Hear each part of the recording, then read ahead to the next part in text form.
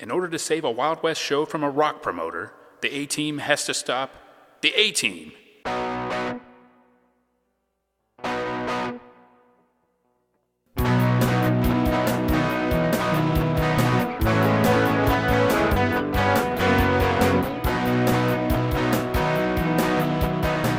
Battle of the Network shows. Join Rick Brooks and Mike Kogel as they explore the TV of the 70s and 80s through hand-picked episodes of their favorite and not-so-favorite series.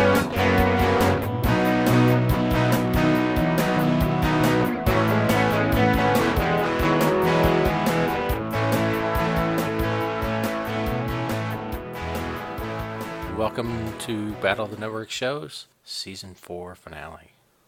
Yeah. Seems like the season is rushed by. Often feels that way, but what a season it's been. Really, yeah. So much has happened. We're going to be culminating it with one of the giant shows of a portion of the 80s. That's one way to put it, yes. Yeah. I don't think we could argue with that assessment. But, of course, we'd like to remind you to email us if you want at mailbag@battleofthenetworkshows.com. You could join our Facebook group, Battle of the Network Shows, the group. And especially we'll be in the semi-off season, so that might be a good way to get in some discussion there in between. I'm going to do some bonus episodes again, but, there might be some time to discuss other things. You might find that our opinion of this show doesn't match up with yours, and you might want to air your grievances. Interesting. Or it might line up with it. I don't know. All sorts of things. So, feel free to check that out. Yeah, let's maintain some continuity and keep the momentum going as we will head into our next season, which we already have some exciting things planned, but we're always looking for new ideas, and we'd like to keep things going and keep that bridge going to the fifth season. Yeah, exactly.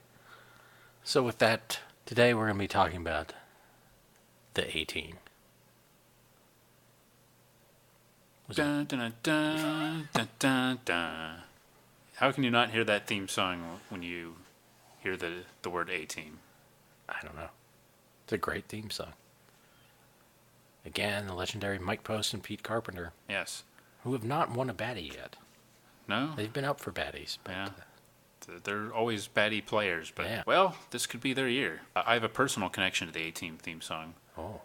More so than the actual show. And one of the grandest stages of athletic competition, I think you'll agree with me, is high school intramural basketball. And we put together a team, and I think you might say we were on the forefront of teams of very inclusive in the sense that we had tons of players, and we weren't necessarily the best team out there, but we wanted to have fun. We wanted to be the fun team. Mm-hmm.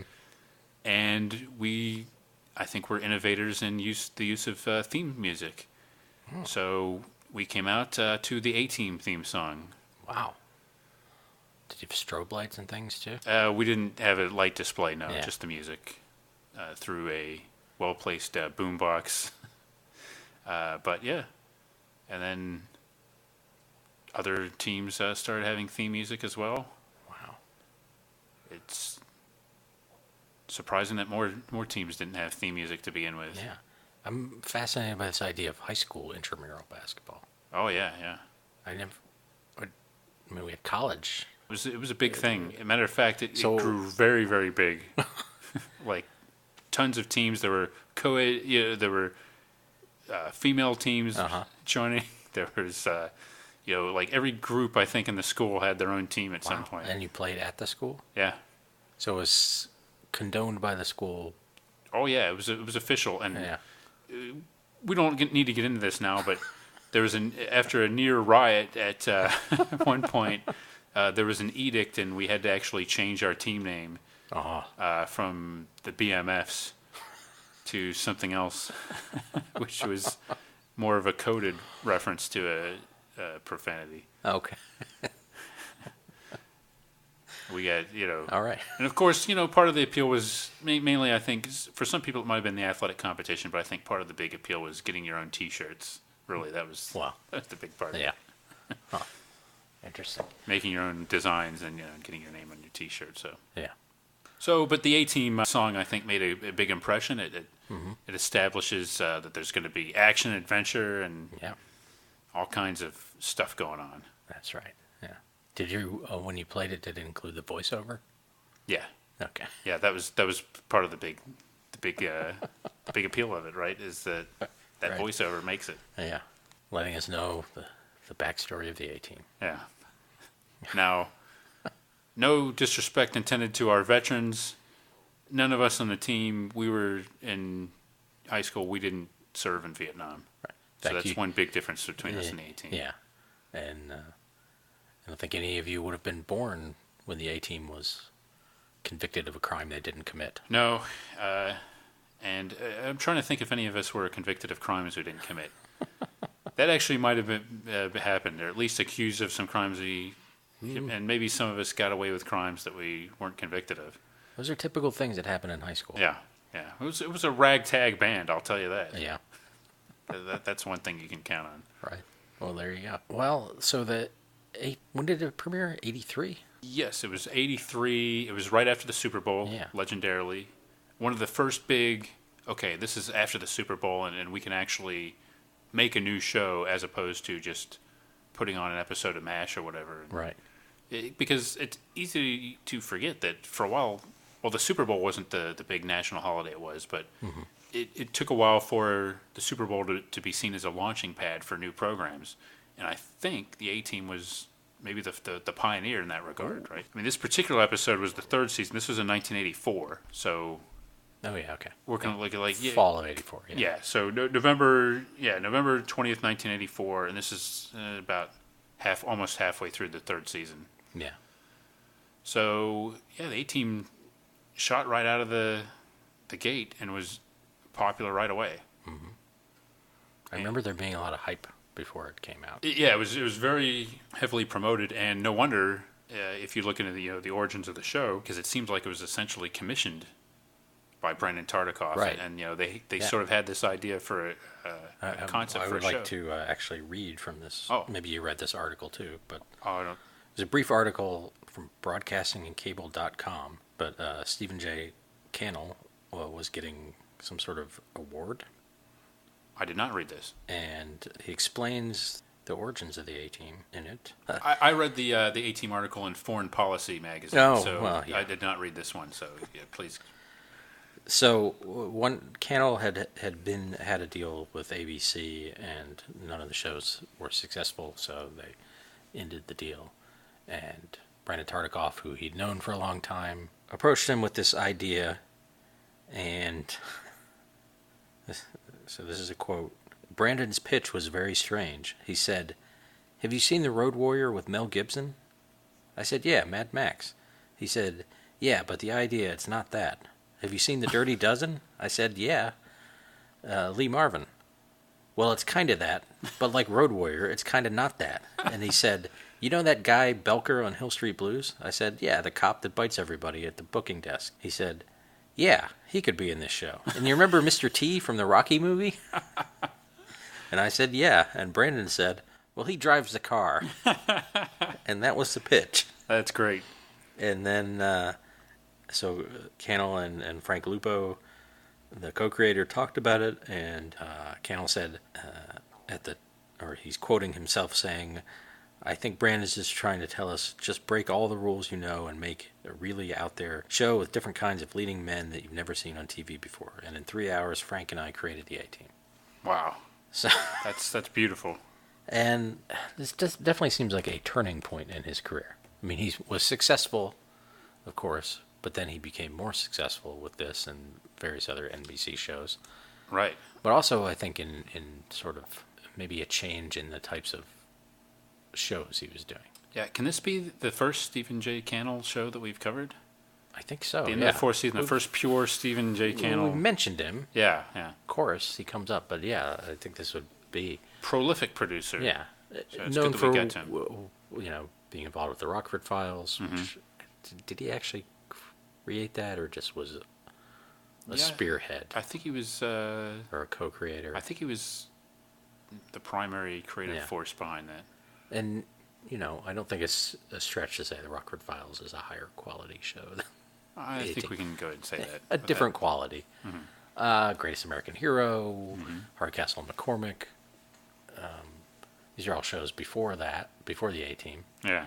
And then he started making some money. Yeah.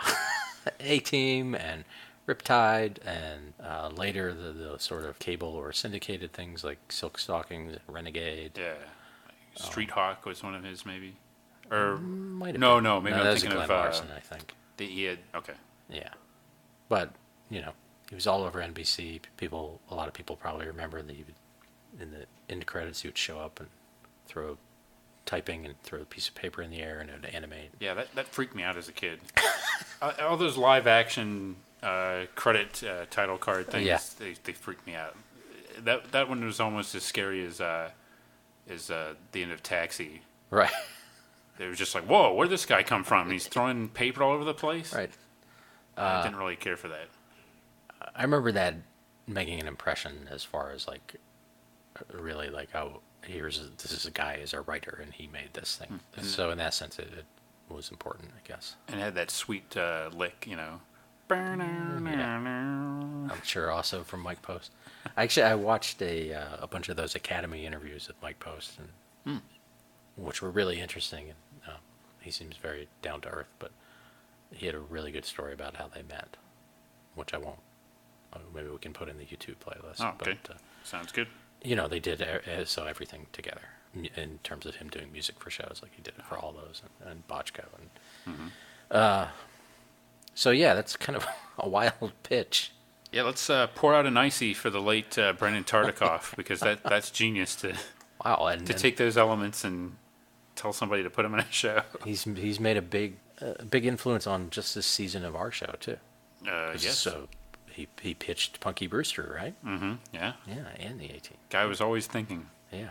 Always coming up with these new ideas. He's interesting too. He has a reputation for, on the one hand, being a champion of good TV and stuff, but also, stuff like the A-Team and these crazy pitches that sound like almost like the stereotypical network exec. Yeah. Saying, why don't you put apples and oranges and lemons together and make a cherry pie? Yeah, and then everybody will love him because everybody loves this stuff. So together, you could do it. You're a writer. Yeah. I don't know how it works, but you'll put it together. You're a writer. It does sound crazy. Yeah. But it did work initially, at least. Right. So clearly they built around Mr. T. Mm-hmm. That was the one piece. Yeah.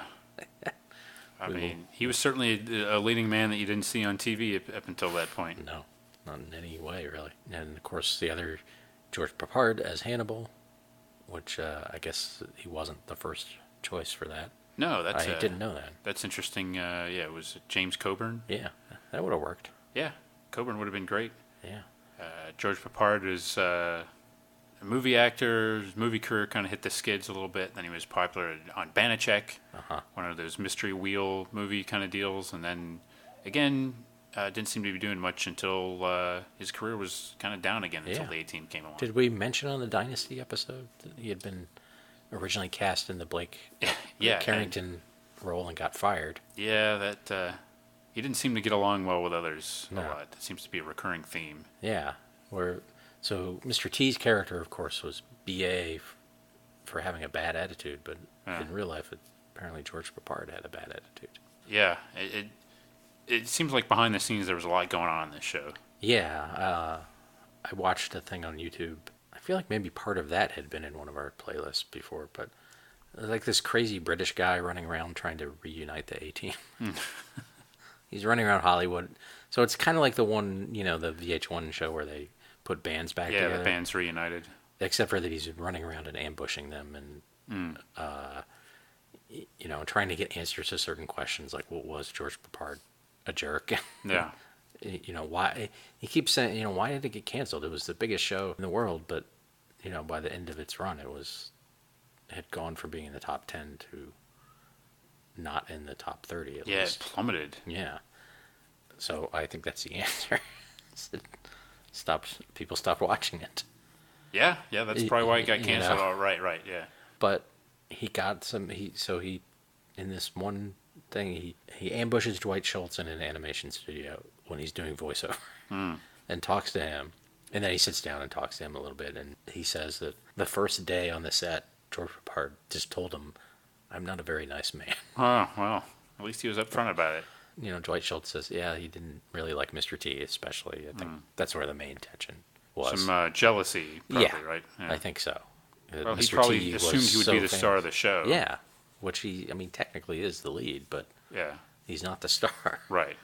And then this guy finds Dirk Benedict, and he talks about having, the kind of classic thing of George Peppard saying, "Will you tell the man in gold to play, do this differently?" And then, Mr. T would be right there. And Dirk Benedict would tell him, and they would both be giggling about it because it was so dumb. I was hoping Mr. T would go, "Will you tell that fool? Yeah. I said he can talk to me himself." No. You play along with it? He would tell He said, "Will you tell him I'm not an actor, but, I'll try," or something. That's good. And Dirk Benedict would do it, but they just thought it was ridiculous. And then, Cannell kind of confirms it. Like, this guy, he finds one of the women actresses who was briefly on the part of the cast, and one of the military guys from the later seasons who I don't really remember, but who kind of confirms it too. I think in the show, this guy says that guy was brought in to help smooth things out because he knew George Peppard, but then I read elsewhere that Robert Vaughn was brought in for that reason. No. So I don't know if either of them. It didn't take, apparently, whatever. Yeah. So it's interesting, though. They mostly seem to have good memories. I mean, Dirk Benedict kind of says some things about it being, proudly being a macho show, and they didn't need women characters on there. Yeah, so that's something that, revisiting the A-Team, well, maybe just to back up a second, I was aware of A-Team and thought it was cool and everything, but I didn't remember, specific episodes. Yeah. I didn't watch it every week. What about you? Were you a big A-Team fan? When it first started, and that would be the same period as G.I. Joe, and, so for at least a couple years I was into it, and then I think I just got tired of it, because it is very formulaic, which we'll come back to. I had the Mr. T doll. Uh-huh. I probably knew Mr. T as much from wrestling as I did from A-Team, actually, but I mean, Mr. T was huge. Right. So there was always that, and I think it was fun to talk like Mr. T in the playground or whatever. But sure. The show itself, I didn't. I was a lot of times I think I was watching other stuff. Mm-hmm. It was on Tuesday nights, I think. Yeah, and it's been in reruns quite a bit over the years. It seems like of the 80s shows, that one that has had staying power, and had the feature film about 7 or 8 years ago. Yeah. And people seem to remember it and have a fondness for it. Mm-hmm. But they might have a fondness more for the idea of it than sitting down and watching the actual show at great length. That's kind of, I guess I wasn't looking forward to watching it in a way, because I knew, maybe a little bit like Knight Rider. It's like, well, I spent a lot of time watching this, but I know it's not very good. Yeah. And am I going to enjoy it, or is it just going to be kind of miserable? Or am I going to enjoy it ironically? What a dichotomy. Right. And I still don't know how I feel about it. But yeah. Or am I going to feel like I wasted part of my childhood on this show? Wow. Because there are things about it that I just definitely don't care for now, like the sort of very casual, even though no one ever gets shot, of course, but the very casual use of guns and, Yeah. Well, it's just because of things that go on now, especially. It's like, I don't really need to see the hero of my show walk into a music studio and just start shooting a machine gun. It's total over-the-top violence all around. Yeah. I mean, there's explosions, there's cars going all over the road, car chases, gunfire, fist fights, a little bit of everything. Yep. It's actually kind of sounding pretty cool. And the more I say it, I might have to go back and watch another handful of episodes. Yeah. And I guess the fact that no one dies and no one gets hurt makes that a little more acceptable, I guess, in a way, or maybe it makes people more comfortable with something that's not. Well, it's like an 8 o'clock show, too. Yeah. It's kind of like geared towards family and kids, so... Cannell says that he took that seriously, that it was an 8 o'clock show. But they also started to have fun with, he talks about them, having some helicopter crash and, buying some stock footage of a helicopter hitting a mountain and exploding and then having a shot of the guys coming out of the wreckage. Yeah. Yeah, so I mean, it's quite a premise, and I had totally forgotten. I knew that they had a female character for a while on the team, but I didn't realize that she was around as long as she was. And I guess they had two. They had two, but I mean, they weren't around. I didn't think they were around as early as they were. Yeah, like right from the beginning. I watched the pilot again, and the pilot was pretty entertaining. Yeah, but it had, for better or for worse, it pretty much set you up for what the show was going to be. Right. But and I kind of like that Amy character. Yeah. So she's in the pilot? Yeah. Wow. She's the one that actually like finds the A-team. She's and her with Horseshack from Welcome Back Kotter actually. He's another like a coworker. Yeah. And she's trying to find like a former colleague, and she kind of hires them and then stays on with them, I guess. Oh, okay. Which is interesting, and I kind of thought she had like almost kind of reminded me of Melissa Fumero from Brooklyn Nine-Nine. Kind of like that kind of appeal to me. But yeah, she was kind of an interesting character, but it's weird kind of going back now. Like, boy, I didn't remember her hanging around. So I saw a couple of episodes that had her in it. It seemed like at the beginning of it seemed like in the first season they intended for her to be an actual part of the team, and then they kind of phased her out a little bit. Right. And she like wanted to be one of the guys. And Dirk Benedict said they told her, no, you're the woman, you should be the woman. Or the guy. And basically I think, complained a lot and got fired. And then they brought in this other woman who's in that show, and she talks about, like, basically the first day she was there, Trish Rappard pulled her aside and said, we don't want you here. And then the day they let her go at the end of the second season, he pulled her aside again and said, you did good work, you're professional and everything, but remember what I told you, we didn't want you here. Gosh. Just like, it's a guy's show. That's pretty brutal. Guys, and and Dirk Benedict is definitely reiterating that it was a guy's show. We talked like guys, we smoked whenever we wanted, we shot guns whenever we wanted. Let's not get carried away. Yeah. It's not like it's Strike Back or something like that. Yeah, and he's like, it's the last real just masculine show. And he seems to have some issues with feminism, but interesting. Dirk Benedict of all people. Yeah. Dirk Benedict was probably thinking, well, there's only room for one pretty face on this show, and it's going to be me. There you go. I kind of like the early. I think she actually gives it like an interesting dynamic in some of those early episodes, and I think they could have made it work. But what do I know? Right. I'm no Brandon Tartikoff. Right, or have someone slightly outside of the, like they have this bond. Right. The premise being, right, there are these crack team of commandos, not to be confused with the crack research team. Correct. And they did something in Vietnam and got court-martialed and then escaped and... You've been on the run. Yes, been in the underground of L.A. Yeah. Except for Murdoch, who's insane and in the VA hospital. And has to be broken out or removed from the hospital every time they have a mission. Right, yeah. That's one of the funniest parts of the premise, that they do this like every time. Yeah, which, in this episode they make a joke about that, and I give them some credit, because that's on my checklist of things that have to happen in an ATM episode. What is like a wacky way to get Murdoch out of the... Yeah. But and then they help people who need. Yeah. I don't really know how they make money. Well, Hannibal has some sort of... They all have aliases of some kind. Yeah.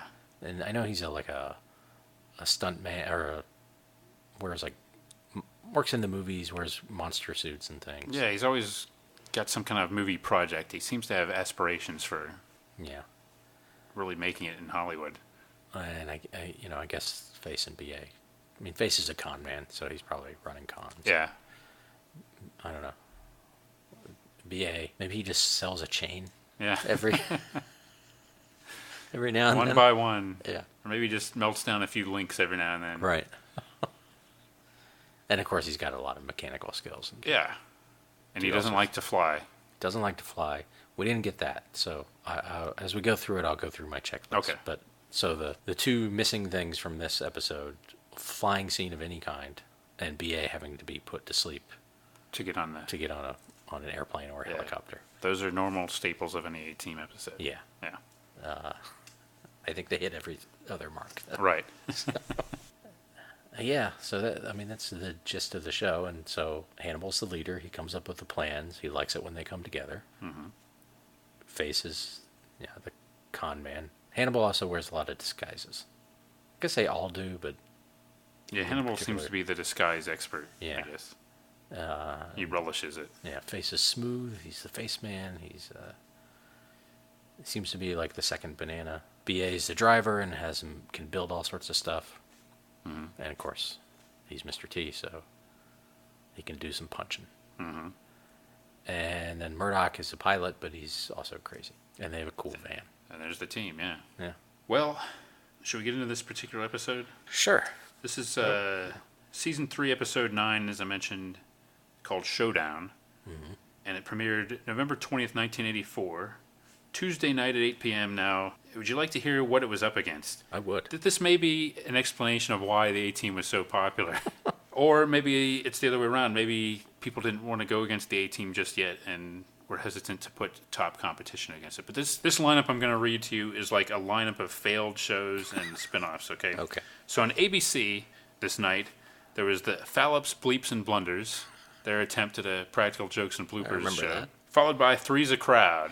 Oh. Spin-off of Three's Company, of course. Yeah. CBS had, at 8 p.m., After MASH. Oh, boy. And at 8:30, the Elliot Gould ER, the old sitcom with the Lou Rawls theme song. Interesting. I might have already not been watching the A-Team by then, because I definitely watched some After MASH. Yeah.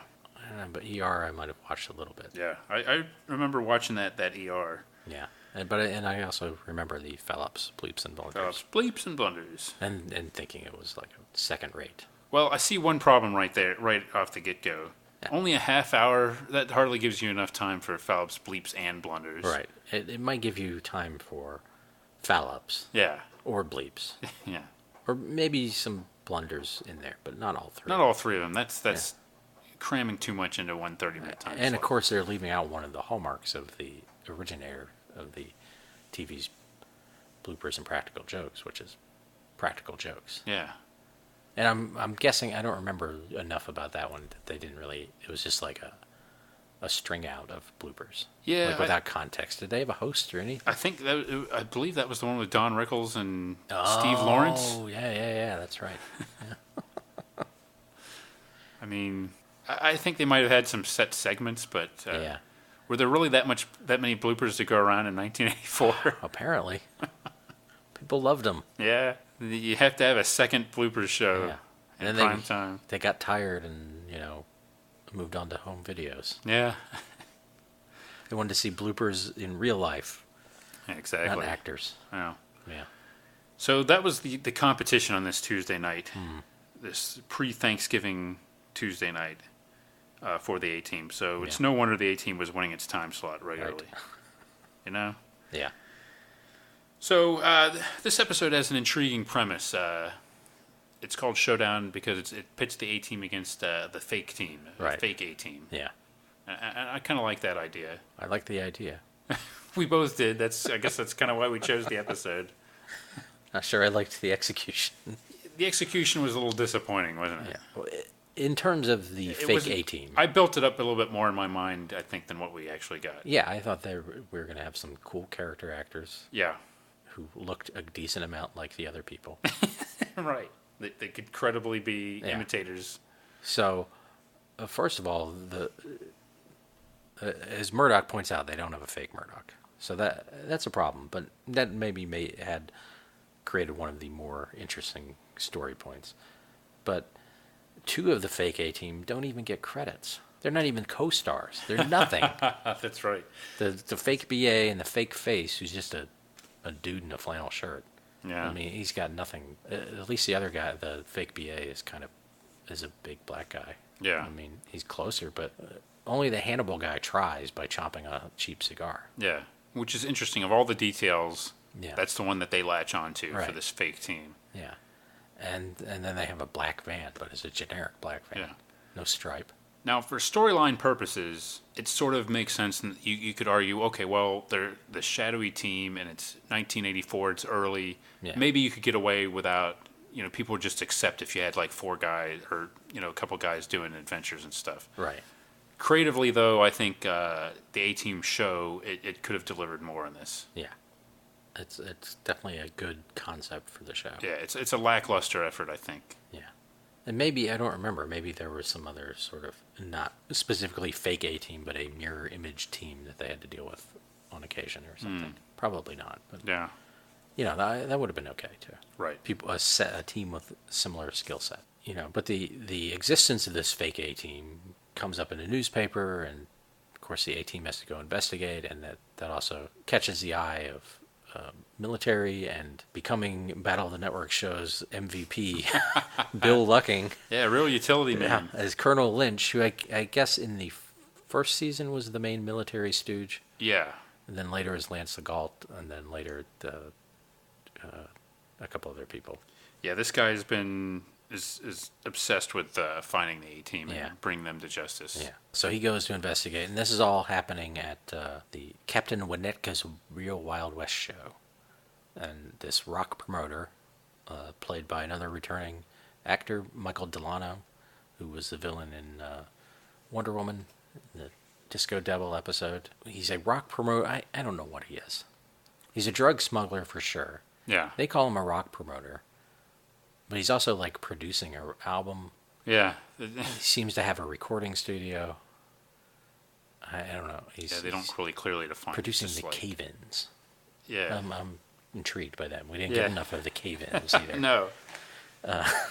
He's if like a generic music industry villain. Yeah. Okay, we got to give him this, but he's got to be in a studio, otherwise we won't know that he's in the music industry. That kind of thing. Yeah. A little sloppy. So the Wild West show is gonna. They've finally, after years, booked a European tour, and he wants to buy it so that he can use that as a front for smuggling drugs. Yeah. What better cover for a drug smuggling opera than a traveling Wild West show? Yeah. People don't know how much drug smuggling Buffalo Bill did. As a matter of fact, I think I wrote that down. I think that's an exact quote from I think Hannibal. It is. Later. Yeah. What better cover for an overseas drug smuggling operation than a traveling Wild West show? Yep. I mean, to this day, I'm sure there's that kind of stuff is going on. All the traveling Wild West shows that are going on in Europe. Yeah. There's probably some kind of money laundering at least, and maybe some drug smuggling going on. But maybe people just take it for granted that Wild West shows are wholesome. Nobody would ever suspect it. No. A rock show. Yeah. Sure. Yeah. That would be too obvious. Yeah. Right. Yeah. You've got cops all over the place. Yeah. Interpol. This Traveling Wild West show, though. This Kyle Mason guy has been sitting around for years just waiting for a Wild West show that would tour Europe. Yeah, and he's waiting for it to patiently build a base to the point where it'd be successful enough to justify going overseas. Right. And then he strikes. Yeah. But he's been intimidating this Wild West group. Yeah. With the fake A-team. The fake A-team, yeah. Which leads to a not just front page story, but like what do they call that? The top of the fold? Yeah. Right at the top of the page. Yeah. Story, and one face gets embarrassed on a date at his usual bar. Yeah, he's shunned. And some kids show at the BA. Oh. They don't seem hurt. Like BA's, they just show him, I think. Like informing him. And then Hannibal finds out, and they got to go take care of this. Mm-hmm. They can't let their reputation be ruined. Yeah, and there's someone to help. Yeah, they're going to go do that. So, already on my checklist, people in need. Mm-hmm. Check. Okay, that's fine. There's nothing wrong with it. All right. And then they go to break out. Or Face goes to break out Murdoch. Yeah. So that would be check number 2. Yeah. So in this case, clearly they off camera they communicated beforehand to work this out.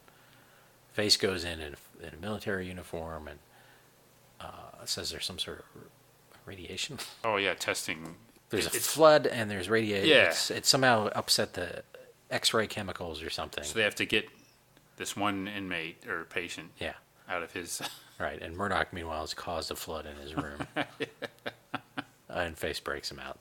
And Murdoch's already complaining about this news story. And I mean, really, I guess with a gullible nurse, I guess. Yes, gullible nurse. I mean, we're saying breaks him out, but really he's just kind of like walking him out. Yeah, he gets him out through and chicanery. He's like, it should be fine in 3 days. Yeah. We have to take him somewhere else to test him. We'll bring him back. Yeah. Yeah. But because he's in the VA system and stuff, he's not considered part of the A-team by the public at large or the military even. True, which is an advantage for them. Yeah, he doesn't see it that way, of course. It hurts his ego. Which I thought was amusing. Yeah. He's irritated that the newspaper stories don't credit him. Right.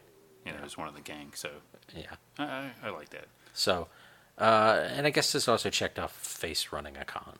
Yeah. I mean, it's kind of a combined thing, but Sure. He doesn't always run it that way. We also learned that the hot dog vendor at the Wild West show is a military mole. Yes, he's embedded. Yeah. Meanwhile, Lynch, Bill Lucking, they're like just sitting on a hill watching this. Seems like everyone would know they were there. Yeah. They're not covered at all. No, they're pretty blatant. Yeah. Once they start thinking the A-team is showing up, he's insistent they all have to be in the... We have to know they're all there before we make a move. Yeah, he doesn't want to get just one of them. He wants them all. Yeah. All or nothing. Yeah. So first Hannibal and Murdoch show up in disguises. Hannibal is a Wild West type, showman type with a giant fake mustache. Mm-hmm. It's a good disguise. Murdoch's a little more questionable. Yeah. Yeah, and this is kind of another hallmark of the A-team, right? Is Hannibal using a disguise to sort of feel out the client. Yeah, yeah. Which in this case you wouldn't think. I wouldn't think it would have been necessary because they were pretty much committed. But they already suspect that he still goes through the charade of right putting on a disguise before agreeing to help the client. Yeah, but they also suspect the military might be watching. True. Or that the whole thing might be a trap set up by them. You're right. That's which it turns out is not, but they are watching. Murdoch is dressed as an Indian brave. Yeah, his brave. Yeah. Hannibal says. Right. And then elsewhere we see Face as a rodeo clown. Yeah, much to his chagrin, right? He didn't want to be a rodeo clown. Definitely not dignified, especially when getting hired by the attractive daughter of the owner. Would much rather be, I think, not wearing clown makeup, but he does some business. He falls over. He makes her laugh. So yeah, good for him. And BA's shoveling manure or dirt. I don't know what it was. Yeah. And he doesn't wear disguises. Nah, he doesn't do disguises. Yeah. So the military at least figure out he's there. Right. There's only one him. Yeah. And he also tells Murdoch that the really Indians don't look and act like a crazy fool. I like that line. Yeah, you know what? And I kind of agreed with him, actually. Yeah. He was talking some sense there, wasn't he? Yeah, I think so. And we know Mr. T respects Native Americans. Yeah. Some of his jewelry and right. his feather earrings and things. Yeah. He probably does. And here's an interesting thing that I learned. The guy that plays the proprietor of the Wild West traveling show. Yeah. He's still around. Okay. He's like in his 90s, but he had a long, distinguished acting career, and good for him. Morgan Woodward. Yeah. Is his name, and he's a special guest star. Yeah, I was surprised to see that he's still around. So, cool. Props to him. He was in Cool Hand Luke. Yeah, and had some recurring roles. Seemed like he was in a lot of stuff. Yeah. Almost as much as William Lucking. Right. And then we get the arrival of the fake A-team. They rig a truck so it rolls down into the camp on its own. Yeah, that seems like a very dangerous maneuver. Well, that's what they want to do. Cause chaos. Maybe hurt some people. But luckily Hannibal chases it down on a horse, and while maintaining his disguise, of course. Yeah. And he stops the truck, and then they reveal, in a tent, of course, that they are the real A-team. Yeah. Much to the relief of the captain and his daughter. Yeah. Yeah. They're proud to announce that they're the real A-team. Yeah. Of course. Who wouldn't be? Yeah. That's one thing I liked about this episode was just how concerned they were with it, just getting rid of, how offended they were at the concept of a fake A-team. Not so much, I mean, if you think about it, they're already fugitives from the law. Right. I mean, they don't like going into bars and being, kicked out of there. So they've got but there's just a certain amount of pride they take and wanting to get rid of these imitators. I enjoyed that aspect of it. And they're folk heroes, and they want to maintain their folk hero status. Yeah. Because then, if people thought they were villains, they might get turned in. Right. Well, they've got enough trouble because they're all. Yeah. In addition to doing their adventure of the week, they're perpetually on the lam from the military, and that's something they always have to deal with. So you watched the first episode. Had they been separated before that, or were they already the A-team? They were the A-team. Like there were reports of them. So they were already like a team. Because it's been like 10 years between when they went on the lam and when the show started. So right. Man. So it's like they're ripe for a prequel. Yeah. Don't give anybody any ideas. Easy there. But and also in some of those early episodes, they do make reference to needing to raise money during the adventure, and that's something like I think in one of the first episodes that Amy she lies about how much money she has. She couldn't get it all in at once. So and Hannibal chides her for that, and they actually have to do something else to raise money for their weapons and stuff. Because that's another thing they have to get an arsenal, of course. Yes. To build up their weaponry. Right. And get parts and vehicles and whatnot. So So they do occasionally when they're in country, so to speak, or on a mission, they'll find some way to raise money that way. So, but it sounds like sometimes they expect to be paid. Yeah. I think it looks like by this time, it seems like they're not even concerned about the money. But at first, that was how they sustain themselves. They would get a fee. But although I think a lot of times though he would say it as like, I don't think they're taking much. I think they're just covering their expenses. It seemed like we'll need $10,000 so we can do this, and that kind of thing. So buy illegal guns. Yeah. This one they already had their guns. I guess they saved them from the last mission. That's some good economy. That's good thinking. Right. Waste not, want not. Yeah. So once they reveal it, and this is when we learn about Kyle Mason's what his plan is from his point of view. Then we have a little bit of a showdown. Hannibal disguises himself as the captain and goes to the post office, and then they get attacked by the fake A-team, and they beat the snot out of them and stuff them in some mailbags. Yeah. And dump them back in that's when they interrupt the recording session with the cave-ins and fire off their guns and stuff. Yeah, the fake A-team doesn't really pose much of a challenge to these guys. Oh, really? Yeah, it was a little disappointing. One of them gets in, face gets it. Punched in the face. Yeah, he does. But this leads to a couple other moments on my checklist, which is one, they basically defeat the bad guys and threaten them about halfway through the show. Yeah. And then a little later in the checklist, the bad guys retaliate. Yeah. But I guess they know that's going to happen. Yeah. I mean, they definitely go right into the mode for dealing with that. And they also capture the military spy. Yeah, there's Xander Berkeley. Yeah. Whose name I know, but I guess he's on The Walking Dead. Or has been on The Walking Dead. Oh, okay. Yeah, I remember him recently as being in 24, the early years of 24. He was playing George Mason. George Mason? Yeah. This 24, the Revolutionary era? I'd watch that. Not Carl Mason. George Mason. Kiefer Sutherland as a spy for... Yeah. That'd be a great show. That would be. I know AMC has had their little show, but... Yeah. But with the 24 intensity in that era. Yeah. It would be a natural fit, really. Yeah, imagine I haven't watched 24, but I always think that there must be a lot of suspension of disbelief in terms of him getting from one location to another location. But imagine how much more there would be when an era of horses and carriages and walking. Yeah. Less traffic, but yeah. There'd be some really fast horses he'd have to rely on to get from place to place. Boston to Lexington or something. Yeah.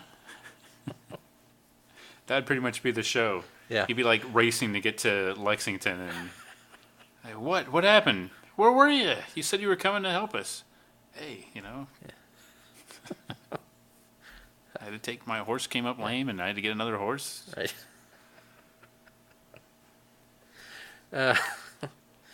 Anyway, I forget. Oh yeah, the spy. So they and captured him, him, and then and they kind of set a trap to him. for Yeah, they make everyone. him. I guess he's got the giant walkie-talkie. Yeah. That's how he's communicating to the military. So he says Hannibal will show up at 1400 hours. And then, on the next moment of the checklist, the team uses available resources to make stuff in a montage. Yep. I'm enjoying this checklist. This is good. Yeah. Yep, that's definitely... And you don't know what they're making. Yeah, they're making something. Yeah, you see them being busy, but you don't Yeah. exactly get a how-to what Right. they're actually doing. Yeah. But they got some tools, and they use some stuff, rodeo, Western show stuff. And now this had another, like, cool bit, which was the slightly country and Western style variation of the score. Oh, yeah. A little harmonica. That's right, yeah. Other stuff. Mix it up a little bit. Sure. For the Wild West theme. Yeah, I enjoyed Genius that. of Mike Post and Pete Yeah. Carpenter. Indeed. Working to serve the story, Yeah, not to be heroes themselves. right. And then the fake A-team shows up. The military shows up early. But I think Hannibal knew they were going to show up early. Yeah. He seems to, Lynch knows his mind. He knows how Smith's mind works. Yeah. I think Hannibal knows how Yes. Lynch's mind works. You're exactly right. Yeah. And in fact, so you hear Hannibal yelling from inside a tent, and then the van comes out, and the military just chases them away, freeing up whoever's left to deal with the bad guys. Eventually, in the chase, they chase the van, so it has to drive in the back of a truck, and then they pack it up and take it back to a military base. They don't bother checking the van, but Hey. whatever. Yeah. So Lynch he's a bit of a zealot. He's get him back there, and he wants to show off. Yeah. I think. What could possibly go wrong? He's got him. I don't know. They cut back to the Wild West show, and Hannibal's there. It's a little odd. Right. Not much suspense for that aspect of it. Yeah, and then we get the second showdown with the fake A-team. There's another guy. We could say there's a fake Murdoch now. I think he's just another guy. Yeah. And, I don't and Kyle Mason too. He shows up to do some dirty work. give him credit for getting his hands dirty. Yeah, and then we get the reveal of all their tricks, what they've built in the montage. Most importantly, the taffy cannon. Right. Pulls some taffy and then flings it into people's faces. Which that's got to be Perfect weapon for a Wild West traveling show. yeah. Something happened with a rope, some haystacks maybe. Yeah. I don't remember exactly what was going on there. And then Murdoch fires off some arrows with dynamite on the tips. Oh, yeah. I think he uses dynamite a lot. I think he Yeah. may be the explosives guy too. For now, he is. Yeah. Later, the A-team gets an actual explosives guy. Oh, we can talk about that Yeah. last season later. But Right. And we get another part of the checklist. They win. yeah. Yeah, there's not a lot of unhappy endings on the A-team, Yeah. is there? Face never made out with the daughter, Carrie, did he? I don't think so. I think he got interrupted Oh, yeah, one time as they Yeah. were starting, Hannibal came up and Yeah. had some urgent Right, business to he's- get him. Couldn't he have done that 2 minutes ago? Yeah. Yeah. However, probably off camera, Face did, so Yeah. he gets credit. Sure. And they actually win twice, because, of course, they have two enemies in this one. Oh, yes. We're at the military base. Lynch has them bring out the van for this general. They open up a van, and Carrie and the captain climb out of the van. And the general's, oh, what's this? Tarnation. And Lynch is, I don't know, we got him. And then he's like, okay, tells the MPs to impound the van. And of course, the MPs are the A-team in disguise. Yeah. No explanation how that happened. But. Right. So they get their van back. And I admit, I was sitting there waiting. I'm like, oh, well, are they just going to have to replace their van? Yeah. What's going to happen if the van gets impounded? But they solved that. And Took care of it. right before the credits, we get the final point on the checklist. No. Animal's got a cigar between his teeth. He's got a grin on his face.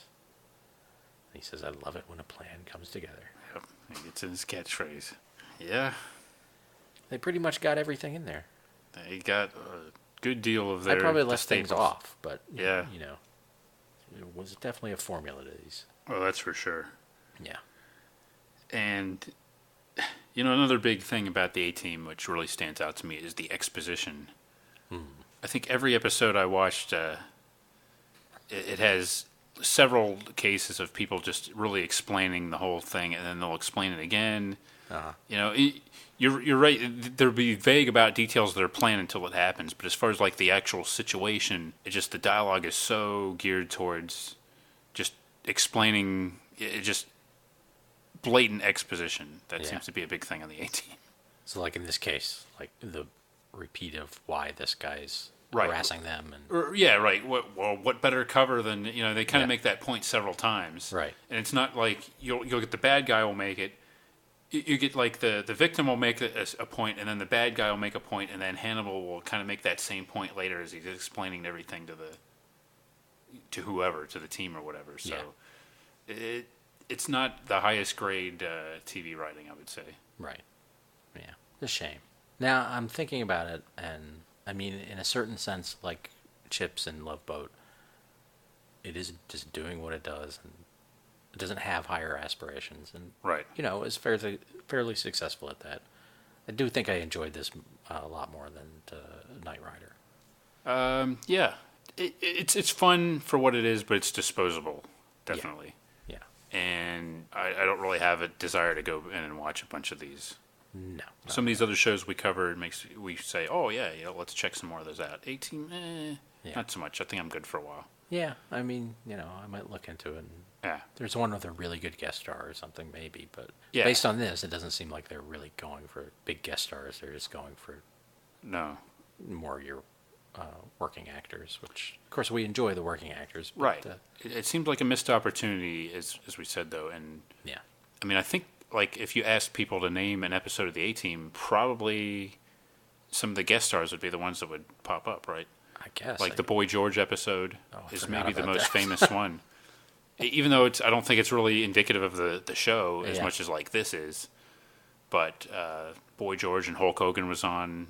I guess a bunch of wrestlers were on. Yeah. I mean, they would use that gimmick sometimes, but really they relied on that formula. And maybe that's why the show kind of went off a cliff with the ratings. Yeah. People just got tired of the formula. Right. Or like, 10-year-olds got to be 13 and were like, meh. Yeah. But this is a big hit for NBC for a while. I mean, as we've talked time and time again about that sort of early struggling period of NBC. Yeah. Well, A-Team was one of the shows that kind of helped pull them out of it. For sure. I think Cosby Show is like the go-to, like, oh, Cosby Show turned it around. But, A-Team was there as a huge hit around the same time. Yeah. And it still has a place today. I think people, if you bring it up with people, they'll smile and kind of talk about it. And it's widely available on DVD. Right now, it's on Starz, has the rights to it. So the whole series. Yeah. The whole series. And why don't we talk about that fifth season? Yeah, I don't know a lot about it. I know, so they're finally offered a chance to off their pardon, right? I think they're kind of blackmailed into it, it seems like. Yeah. Because it seems like they're not happy with it. So Robert Vaughn is guiding them and giving them the missions now. Right. And it becomes more like international stuff. And I don't know. I wonder if... But it's an ignominious end for the show. Because the last season, I didn't realize, only had 13 episodes. Oh.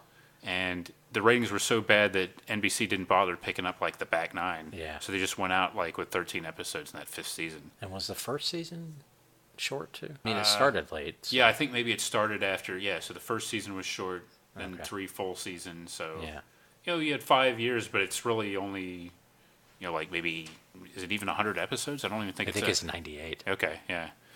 So there's that. But yeah. The dynamic with Robert Vaughn, it doesn't really work. I mean, you had these guys that were... Granted, you couldn't do that forever, maybe, have them on the lam, but it's a lot better than having them be subservient to this Robert Vaughn character. It kind of makes them seem like tools. Yeah. they just don't have as much power, and they're sort of puppets. It's not quite as much fun as them being like these independent mercenaries. Yeah. So that was a big drawback right there. And they brought in a explosives expert, Frankie something or other. And he's the Latino guy. Yeah, and he just didn't seem like an appealing character. And it's like, why bother? Yeah. Why do you need to bring in a new character as part of the team? I didn't like that. And I saw originally they were going to bring in like Tia Carrere. Now that I would have liked. Like there's an episode, I guess the 4th season maybe ends with this other general character or military character, and I think maybe they go to Vietnam. She's like his daughter, and they rescue her, but he gets killed. Like he's the only person who ever died on the show. And in that thing I watched, he talks to that actor, and the actor's talking about how I was like, oh, every actor wants to die on screen. It's great, you milk it for whatever you want. I probably did like 15 seconds, and then they show the clip and like have a little timer, and I think it's more like 20 seconds of dying. And I guess Tia Carrere was going to be part of the team, but then that didn't work out. Well, it sounds like she wouldn't have found a receptive audience among the team, yeah. even if it had. I wonder if Boy George found a receptive audience. I don't know That how sounds that like worked. a network stunt. Yeah. They were like, oh, gosh. Yeah. And, much like with, it was similar to when Face talked to the female lead, but this time it was George Peppard saying, look, there's only room for one macho leader and tactical genius, Boy George, and it's going to be me. Yeah. You're not needed on this. Also, there's only room for one George. Yeah. That's right. Those two just got off on the wrong foot right away, I think. Yeah. Well, I think many fans of the A-Team would try to forget that last season. Yeah. It's just not part of the show's format. Now, I will say this. I've not seen the feature film. No. I didn't really care for the casting when it was announced and wasn't really into it. Yeah. However, I will say that if you were to pick a show from our era and turn it into a feature film, it does seem like this would be the one to do it with, or one of the ones to do it with. Yeah. It's got a simple formula. The pilot of the show series is good. I mean, it's worth checking out again. It's well done. It's like a 2-part episode. But it seems like you could make it an interesting story, and with a movie, get in and get out, and not beat people over the head with the formula every week. So it seems like that was a good idea to make a movie, if you're going to make a movie out of an old TV show. I think they've tried to be maybe vaguely more serious with it. Mm. I mean, not too much, because I think that, at some point they're in the van and it falls out of an airplane or something. But, so I know Liam Neeson and Bradley Cooper. Mm-hmm. I don't remember who played Murdoch. I can't remember. I mean, I don't even know how you do BA. Yeah. He was such a singular personality. I mean, that was kind of the whole point of the show. But I can't. And I feel like it was more military and less helping people. Yeah. Kind okay. of. Was it like? So it might have been the like UFC. Was it Kimbo Slice? Was BA, or was that? Am I mixing up some kind of rumors? Liam Neeson has made a great second career of playing action heroes. So yeah, that's not terribly bad. And I'm not the biggest Bradley Cooper fan, but that's not a bad choice for Face. But I just wasn't thrilled about that movie when it came out. Yeah, Sharlto Copley guy played Murdoch. Oh, the guy from District 9. Yeah, and Quentin Rampage Jackson played Oh, BA. okay. Another mixed martial artist. Patrick Wilson played Lynch. Huh. I always confuse Patrick Wilson and Bill Lucking. Yeah. Gerald McCraney was in it, I think, is the bad guy. Yeah, and Jessica Biel was somehow in it. Oh. Well, not too many people have the screen charisma of Mr. T. No, and it's not just, he's just such a singular person that it's very hard to imagine anyone else. Yeah, you're either going to do a bad imitation, or you're just not going to match up to it. So Right. And I think they just kind of went to kind of a half-hearted attempt to. But I stand by my assertion, though, that there's something there that maybe it would even work better as a movie than as a TV show. Yeah, and I give them credit for not going the ironic route. Yeah. I mean, I think the show had enough sense of humor about itself that it'd be difficult to do that anyway. Yeah. But that's also like the usual mode after the Brady Bunch movie. Yeah. Oh, let's make a joke out of it. Yeah. Yeah. So, I mean, the A-Team was a really big thing, but it didn't last. But I recall, licensing and I think trading cards and all kinds of stuff. It was big for like a year or two. It was super huge, and I think it was very popular. With my friends and other kids, it was kind of a kid's show, I guess. Yeah, and with machine guns. Yeah, but very 80s. Yeah, definitely. Mid 80s, where you could all of a sudden again be comfortable somehow. Vietnam a little bit. And yeah, well, that's kind of an interesting thing. Is you've got some things that were big in the 80s were blowing stuff up. Yeah. Dealing with Vietnam, mercenaries. Yeah. So a lot of these themes now, but it's definitely and also it's interesting in the sense that like the military is seen as evil.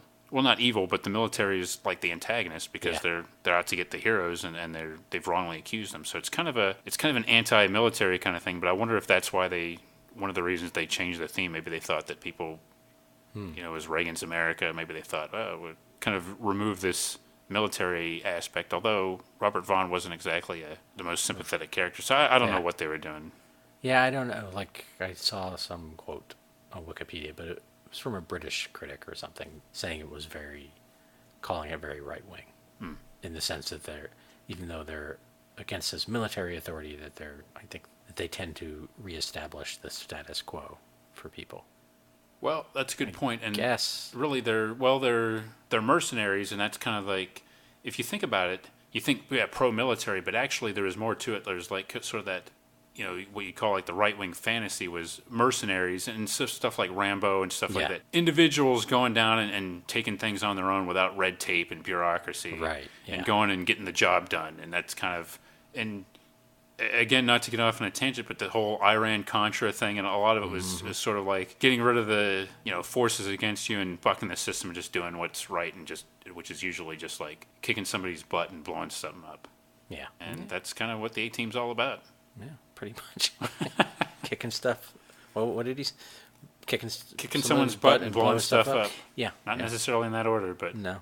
Usually that they could put them on the checklist too, probably. Yeah. Yeah, I should have. Explosions. All right, well, I don't know what else I have to say. I hope I don't need the A-Team because they might have heard this and be like, Yeah, they might have ruled us out as clients already. Yeah, driving around in their van.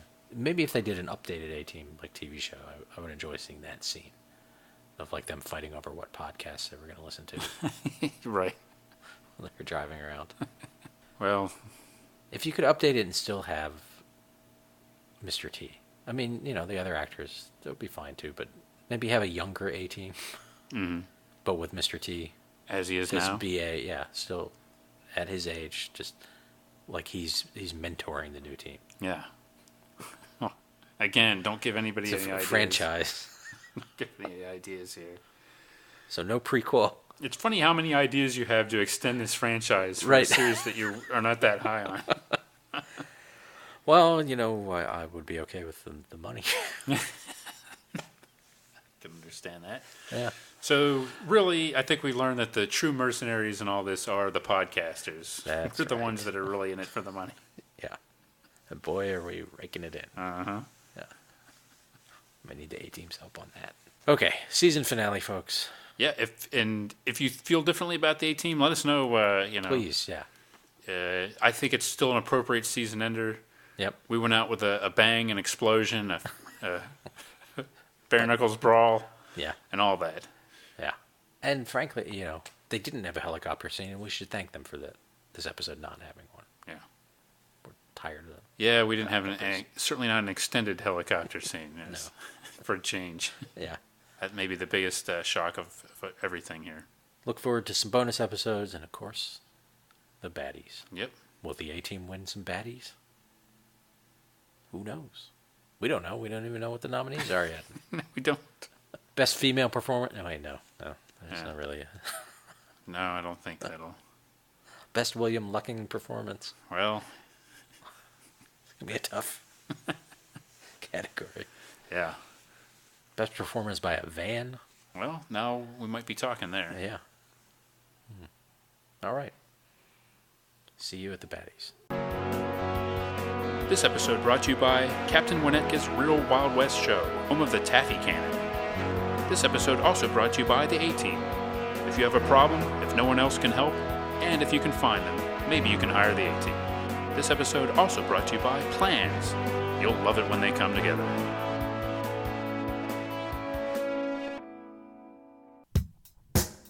Join us next time for another exciting episode of Battle of the Network Shows. Learn more, leave feedback, and suggest future episodes at battleofthenetworkshows.com. Follow us on Twitter at BatNetShows, and like our Facebook page, facebook.com/Battle of the Network Shows.